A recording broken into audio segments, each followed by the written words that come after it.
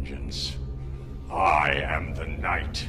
I am Batman! An orphaned child raised by a man who's not their father, raised in wealth as they seek to protect people who can't protect themselves in a society they don't fit in. A watchful protector who fights outside the system, limiting their endgame goals for what they want to achieve. A dark knight. We all know I'm talking about Batman here, but is he really the only one I'm talking about right now? You guys clicked on the video, though. You know I'm talking about Elphaba Thropp, too, as I'm trying to compare how these two characters are so similar. It's actually pretty funny, but if I had to be looking at, all of the Batmans, to pick just one that I'm comparing her to, am I saying it's a musical, so I'm looking at the campiness of Adam West, or maybe I'm looking at Michael Keaton or George Clooney, but I think if I had to pick any one Batman story that Elphaba's story reminds me most of, it would be Christian Bale's in the Dark Knight trilogy. Let's start with their origins.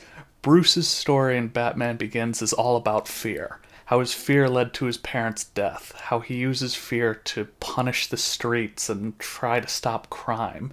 And eventually, how he's trying to protect Gotham from fear as he seeks to stop Ra's al Ghul. And Elphaba's childhood and even her first days at Shiz are also defined by fear too. Granted, it's mostly other people being afraid of her because she's green, but she's also been taught to fear her own magical abilities by Frexbar, just because he sees it as her acting out and it's making things worse. It's a fear that's instilled to her as she's growing up. She doesn't see her magical powers as a gift, but as a curse, something that needs to be stopped. Then they both go far from home as they learn to control their fear and harness their powers from mentors who want to train them for ulterior motives and eventually become their adversaries. Ra's al Ghul wants to train Bruce so that he can have him help the League of Shadows destroy Gotham, and Madame Morrible wants to use Elphaba's magic so that the wizard can have a tighter grip on Oz. And even though they fight these adversaries alone, neither Bruce or Elphaba is ever really alone. They both have plenty of friends and allies, and that starts with a friend who helps keep them in the real world and also helps them kind of channel their power so that it can go in the direction that they want it to. For Elphaba, this is obviously Dr. Dillamond, who helps kind of show her how the animals are really being treated in Oz, which is something that Elphaba cares about, but at the same time, she starts the first movie, wishing that she could be de-greenified, He kind of reminds her what her morals really are, and by the end, her wish to the wizard is that the animals can be free, and, really her whole fight for the rest of the story is about her trying to protect the animals, so Dillamond doesn't exactly, increase her power, but he sets her on the path that she's destined to go on, and what she truly wants deep down, as she's able to try to protect the animals and use her powers for good. But who kind of does this for Bruce also? And maybe it's more in unlocking the powers for him too, but Lucius Fox. As long as this machine is at Wayne Enterprises, I won't be. Before Lucius, Bruce is just a guy in a ski mask who can beat up a few bad guys. Through the research and development department, Lucius is really able to fully unlock what Batman can be, but at the same time, he's able to say to Bruce, hey, this is going too far. I will not do this. That's kind of what that clip I showed you is really about, where he's just telling him, I understand the situation, but we cannot do this. This is too far. If you're willing to do this, then I don't want to be a part of it anymore. And even though Bruce is saying, hey, it's a one-time thing, put your name in, it's going to destroy this, it still is just one of those good moral reminders that Batman can sometimes need, because it's very easy to fall down a dark path when you deal with everything he does. Though if I'm talking about friends, of course I have to talk about Galinda. Dearest Glinda, you are still the best. I I'll admit, I struggled with finding one character in the Dark Knight trilogy who means as much to Bruce as Elphaba and Galinda mean to each other, but the more I thought about it, the more I realized that it's more than one character who can make up for everything Galinda is to Elphaba, and when you look at it that way, there are a few characters in the Dark Knight trilogy who can fill that role for him. Elphaba and Glinda are friends from a young age who stop speaking to each other after a life-altering event shows just how much they differ and how it means that they can't be together the way they always thought they would.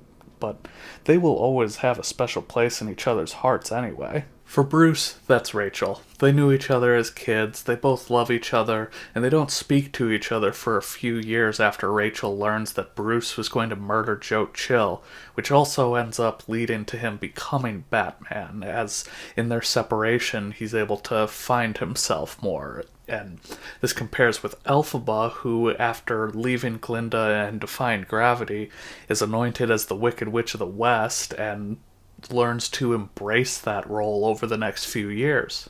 But even after Glinda doesn't get on the broom, Elphaba still trusts her with the Grimmery so that she can fix Oz, and there are two characters that Batman puts this level of trust in, and that's Commissioner Gordon and Officer John Blake. You should use your full name.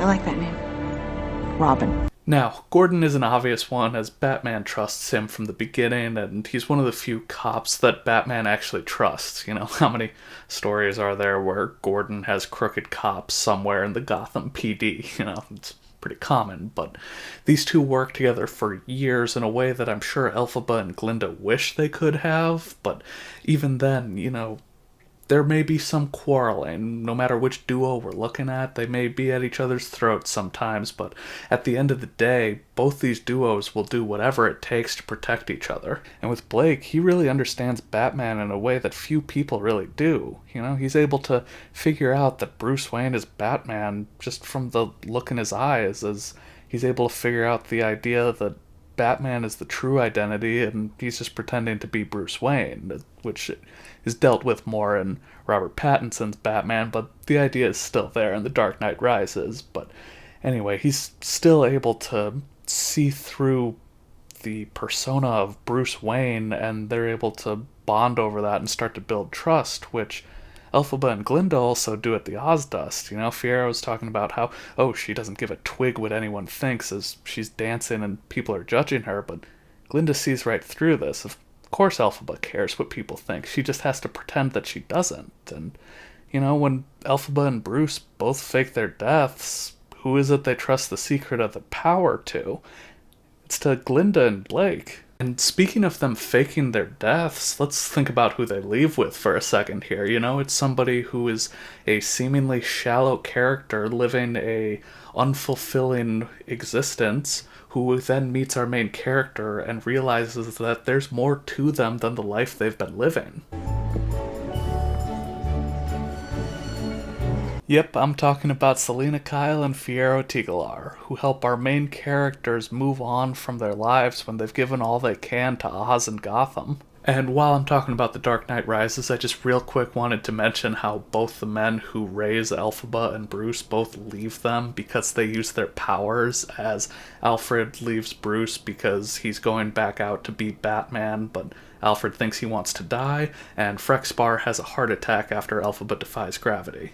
Totally opposite reasons why they leave, as Frexpar basically dies of shame, and Alfred's doing this as a last resort because he loves Bruce, but it still does hurt both Bruce and Elphaba that they do this, and they both react in anger, as Bruce is obviously angry that Alfred kept Rachel's letter from him, and Elphaba is still mad about her relationship with the man she thought was her father, even in For Good when she's talking to Nessa. And speaking of Nessa, who is the one character who Batman believes in who has a villain arc after he tries to help him with his greatest desire? Where is Harvey Dent? Fortune smiles, another day of wine and roses. Or, in your case, beer and pizza. Yes, the sometimes friendly, sometimes adversarial relationship of these half-sisters is just like Batman and Two-Face, as Elphaba gives Nessa her heart's desire, only for it to set off a chain of reactions that, along with Bach breaking her heart, leads to Nessa Rose becoming the Wicked Witch of the East, and eventually in her death as well. And at the same time, Bruce tries to help Harvey as both Bruce and Batman, as he wants him to become the symbol as Gotham tries to turn over a new leaf where the streets aren't ruled by criminals, only for him to become Two-Face and try to seek vengeance for what's happened to him and Rachel. But let's go back to Bach for a second. You know, he's overlooked by a lot of the other characters, and a lot of his motivations are, love for Nessa, I guess, and it feels even weirder calling it love for Glinda when it's more obsession, but either way, he's a character who's motivated by what he thinks is love, and then ends up becoming heartless as he leads an angry mob and a specialized squad against Elphaba. So who am I thinking of here? It doesn't matter who we are. What matters is our plan. Well, nobody cared who I was till I was made of tin. This was kind of a tough one as well, but especially in The Dark Knight Rises, isn't Bane's main motivation love? You know, everything he does in that movie, he does because he loves Talia. Just like how Bach does everything in Wicked because of his love for Glinda. And man, it feels weird, but Bane's love feels like it's the healthier of the two. Let me know down in the comments who you think had a healthier relationship between Bane and Talia and Glinda and Bach. And then we get to their main villains, the Joker and the Wizard. Man, it sounds like a TV show, doesn't it? But I gotta have more than just the names sounding thematically similar, right?